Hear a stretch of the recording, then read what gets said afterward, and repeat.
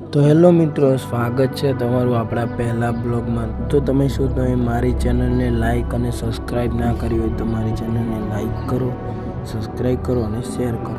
તો મિત્રો બન્યા રહો પૂરા બ્લોગમાં। તમને ગાયોને બતાવું શું નાખીએ છીએ, શું કામ કરીએ છીએ। આપણો પહેલો બ્લોગ છે તો લાઈક કરવાનું બન્યા અને શેર પણ કરવાનું ના ભૂલશો। તો મિત્રો બન્યા રહો લાસ્ટ એન્ડ તક, તમને મજા આવશે।